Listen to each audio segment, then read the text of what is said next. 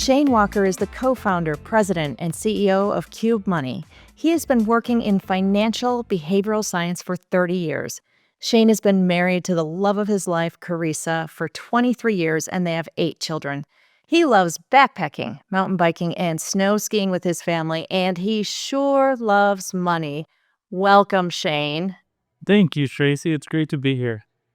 I'm so excited to have you here today because, as everyone knows, I love talking about money. And certainly, I love talking about how people can get better with their money. And I know money is your passion also. And, the whole financial behavioral science, how people interact with money is your thing. And I want to hear more about that. Okay, well, I'm excited to share about it. Yeah, Tracy, money is the most dynamic topic in the world, in my opinion, because it's like literally is a window into who we are. So I've worked with couples and people for the last 20 years. Um, and when they let me into the details of their money, it's a really sacred spot. I mean, it's very vulnerable, right? Because it exposes their values, it exposes what they really care about in life as far as the people they care about. It also exposes maybe their habits, their coping strategies that they're very embarrassed about. And it's no wonder why money is so emotional and taboo, right? Because when we allow someone into those parts of our life that are vulnerable, there's a lot of feelings connected to those things. And so it makes money extremely complex. And it starts like when we're toddlers and how our parents communicate about money and how they stress about money as we're growing up. And then all of a sudden, we graduate from high school and we get credit card offers in the mail and we're adulting. And money's real, but we don't really understand how to behave with it in a way that's healthy because we're not really taught and it's not modeled very well in our world. So anyways, it's something I'm very passionate about. Well, I was certainly raised in the generation which was taught that we don't talk about money because it's not polite. So you don't ask someone how much they make. You don't ask them how much their house cost or how they got a mortgage, things like that. And while certainly I'm still all in favor of some social graces around money, I do think we need to talk about it more than I was taught to. Young career people are being taught talk about pay ranges and salaries openly because it helps everyone. And so, there's a lot of change going on, but definitely there is a lot of secrecy surrounding money for a lot of us. And when women are getting divorced, there's a lot of shame surrounding the money as well. That's very true. And oftentimes, um, the woman can be in the dark, which is not fair because couples don't talk about it well. And there's even secrecy around it because it has to do with our coping strategies, very much money and how we cope, whether that's eating, whether that's pornography, whether that's like alcohol, whatever it may be. There are those things are really real. In fact, I have a friend that is separated from a spouse right now, and it's because after 5 years, she found out that he had a secret bank account and he'd become an alcoholic, and she didn't know it, and she felt completely betrayed because he had kept this hidden. Here's somebody that she thought she knew, but she actually didn't, and how much money he was spending on that without her knowledge. And it's been super destructive and they're working through that. But okay, so that's real, right? This is like the reality of money. And I have my own experiences, to be honest, um, dealing with money and Chris and I's relationship and things that we've learned together that have not been easy, right? They've been difficult. So Well, money is really stressful for a lot of people. Why is that the case? because it's so fundamental to everyday life, we need it to live, right? It's what keeps a roof over our heads, it's what keeps food on the table. And so these basic needs are something that as humans, we have, it's been a fight or flight behavior since the dark ages, right? It's like everything we do to survive. And in today's world, money is a fundamental part of that survival. And so because of that, we are we like it's a fight or flight experience to make sure that we have that security, that we have that survival. And so yeah, it makes it very, very difficult, and people have different feelings, and the way they interact with it is very different. And actually it's quite different between male and female, right? The Well, way certainly my own personal experience with money is that I come from a family that didn't have a whole lot. We were always fed, we had a decent house, but money was tight. Budgets were very tight. Christmas gifts were a struggle. My mom found a way to make that happen for us, but there were we get new pajamas or new school clothes for Christmas gifts from Santa, not realizing that those were necessities that we had to have anyway. But what has evolved for me in terms of money is I'm always worried that I won't have enough. I do well in my career. I make a great living. I own the home and all those kinds of things. But in the back of my mind, there is always a fear that I won't have enough money. And I think that's so common. It's that survival, right? It's that survival instinct that we have as human beings.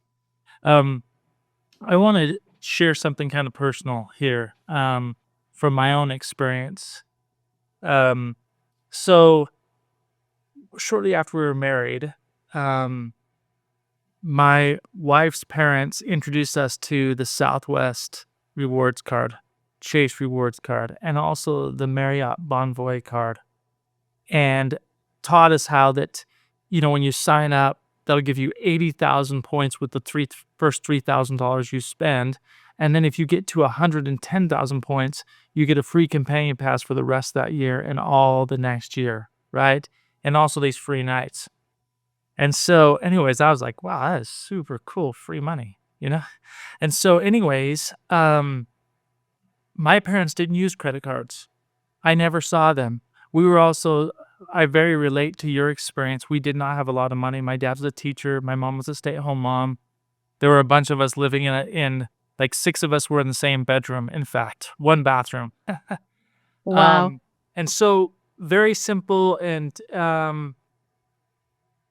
I never saw the credit card. So anyways, long story short, we started swiping and going, and I found myself projecting out my income and like constantly looking at those credit card balances to make sure that we could pay them off, because we never wanted to be that person that carried a credit card balance. Mhm. Long story short, there was a point when we had $106,000 of credit card balance.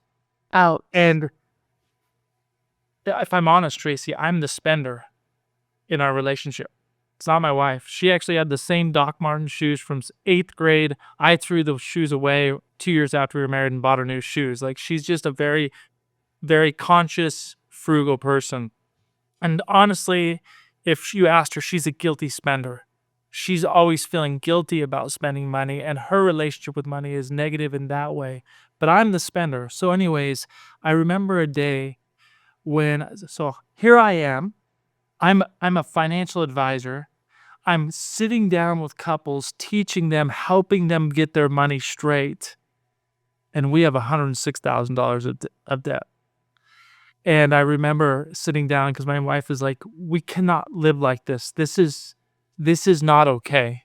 And she sat down with me and she asked me, "Shane, how can you feel good about teaching other people about money when we have $106,000 in debt, credit card debt?" And it was a knife in the chest. And it was totally a wake up. I knew that she was right. Actually, I was mad. Okay. But I knew she was right. And I knew that I needed to change. And we had got ourselves into a place because of credit cards, spending money we did not have. And we were in a place that we never thought we would ever be, never wanted to be, and it was super humiliating, embarrassing, something that I did not want to talk about, right? And so it was like, not only is this something that I've seen with other people, Tracy, it's real to me. Right. It's really real to me. So, Well, and how did you go from being a financial advisor to now being the president, the founder of Qube Money? There's got to be a good story there. when I was working with people, I saw firsthand, just like my own experience, how stressful money was in their lives. It was the biggest source of conflict in marriage. It was the biggest pull down on people's self-esteem. They never felt like they were good enough. Money was always not enough. I'm behind. I'm not doing what I should be doing. I don't feel in control. So anyways, and as I looked at that, there's 4 things. Okay, so human beings don't change very fast. It's taken us how many thousands of years to develop fire? And then once we did develop fire, like discovered fire, but we do not progress. We don't change as a species very quickly. Yet in the last 20 years, there's 4 things that have happened to us that has absolutely changed how we behave with money. The first is the social media. Like, we can see anyone's lifestyle at any time, and it's actually always in our face. And what we see, we want. Okay, and so it makes our expectations of life go from here to here instantly. So I looked at all the fireworks. Anyways, second is that Amazon was created, and we have access to 40 million products sitting in our bedroom in our pajamas. The third is that our parents, now, the parents raising children today, have known nothing but buying with a credit card. And the access to credit is expanded to almost everyone. So we all have easy access to credit. And then the final thing is money has become almost completely digital. So our checks are automatically deposited into our accounts, and then our payments are automatically drafted out, and we never even see our money. And most of us don't even know where it goes. We have an idea, but not really a clear picture. So those 4 things coming together in the last 20 years has made us feel frantic, out of control, where we don't know where our money, and it creates anxiety. And that anxiety is if you talk to most people, it's a consistent experience whenever the word money comes up. Oh, That's it. Yep. interesting. Yeah. So, Well, studies have shown over and over that when people use cash to make their purchases, they automatically spend less than if they're swiping a card, right? they do, because they see it, right? They see it. Mhm. So actually, let me just kind of tell you. So this is how Qube Money came about. So as founder of Qube Money, I didn't think I was the answer to this. I just saw it.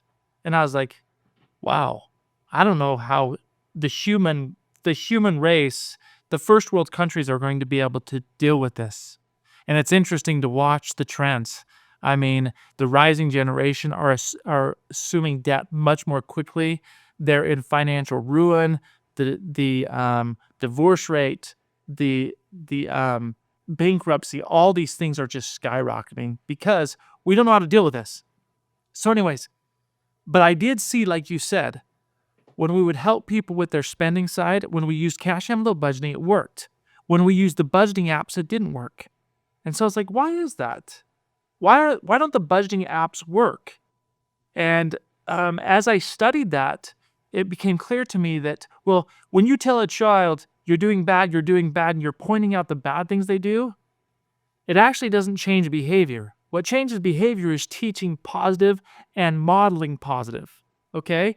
And so the budgeting apps, what they do is they look at your purchases after the fact, they feed in the transactions, categorize them afterwards, and look for the problems. And so it's all negative. And people don't like it. And so it doesn't change behavior, and they usually give up on those things. And I watched that over and over. But what cash envelopes, how it was different is you would organize your money like you wanted it to spend it. And then in the moment that you went to spend, it was obvious what the money was for, how much you had, and that it was okay to spend or that it wasn't okay to spend.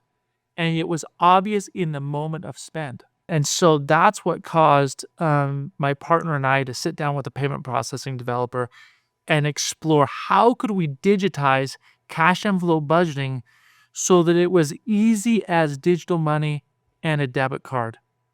Like, so same behavior of seeing what your money was for before you spend, because in order to change behavior, it has to be obvious what you want to do, and it has to be easy to do that. And so how do you make cash envelope budgeting for the 21st century so it's obvious on your phone and really easy to do? And that's what Qube Money is all about, Tracy. Well, I had my own personal experience with cash envelope budgeting 25 years ago when I started my forensic accounting business, and I was broke. And cash envelopes was the thing that saved my bacon when it came to my finances. So at the beginning of every month, I allocated a certain amount of cash in an envelope for groceries, for gas at the gas station, for eating out. Very little money was available for that, but whatever I wanted to spend money on.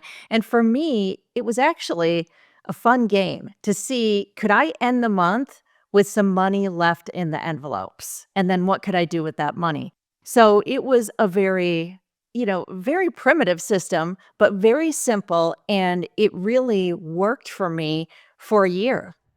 That's incredible. It does work. It does work, right? But yet, using like physical cash, you have to go to the bank and you have to deposit the check or you have to go to the ATM.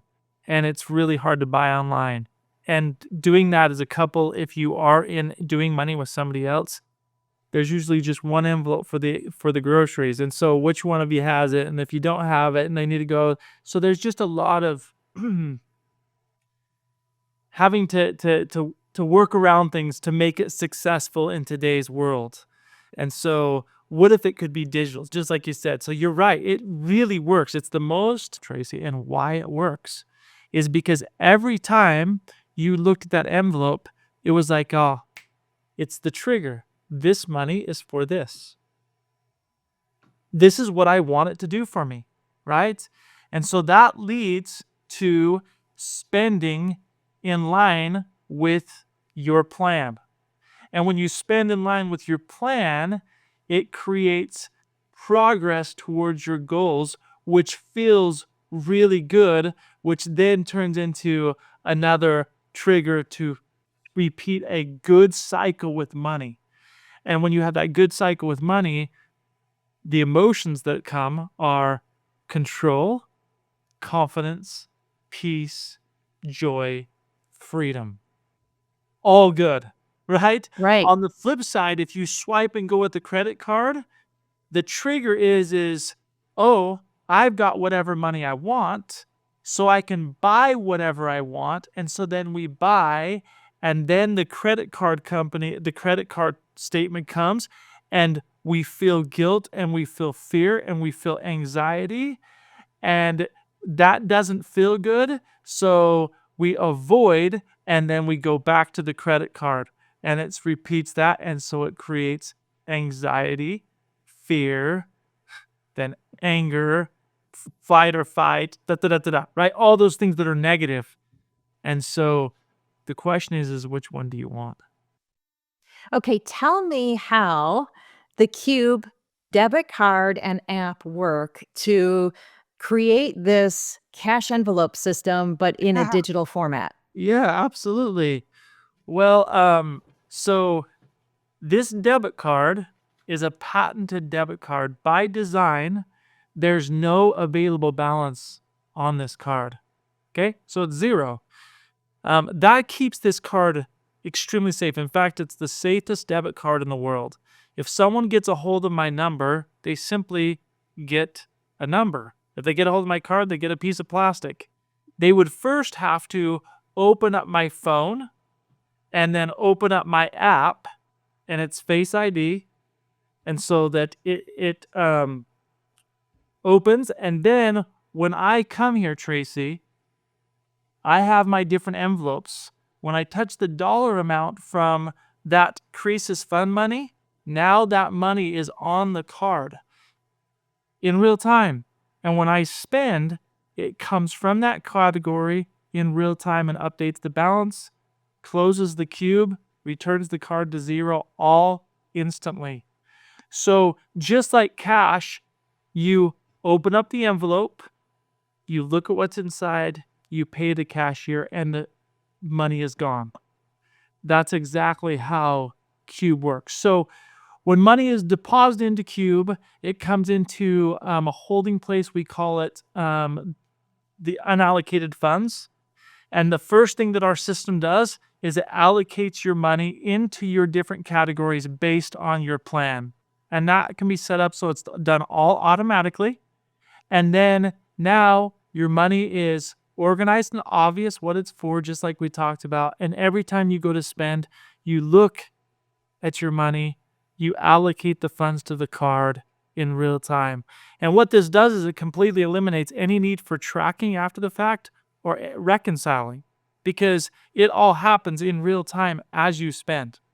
So that's What how. happens if I want to spend more than I have in a particular envelope?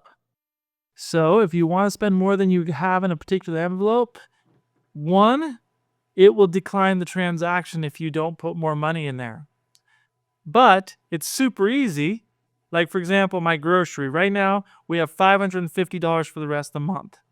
I can easily add money from another category, all on the spot, but it's all intentional. I'm saying, okay, I'm willing to sacrifice in this category to have more money in this category because this is the money I have and this is what I'm going to stay within. And so it just creates that realness that these are the possibilities and the restrictions of my money, and I'm going to stay within those. Okay?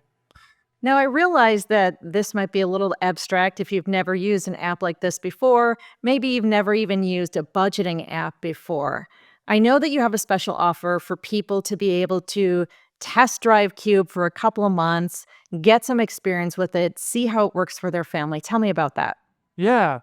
So we are actually so confident about the impact that Qube Money makes in lives that we give a 60-day free offer. All you have to do is use the code GETCubed, and cubed is spelled QUBED. So at checkout, use the discount code GETCubed, all caps, and you'll get 60 days for free, which gives you the opportunity to experience Qube Money, experience this idea of mindful banking, mindful spending that completely transforms the way we feel about money and experience it. Can I just share a couple of other features about Qube that are super helpful to our Yeah, users? for sure. So one is you can have joint accounts, companion cards. So if you do money with somebody else, it creates two cards, you have two phones, but one plan. And as you spend from that plan, it updates in real time. And my wife and I used to spend, once we got our money under control, okay, and honestly, Qube Money is what really helped us get out of the rut of overspending in the $106,000, okay? And we actually have saved almost $250,000 in the last 4 years from using Qube. It's been incredible, Nice. okay?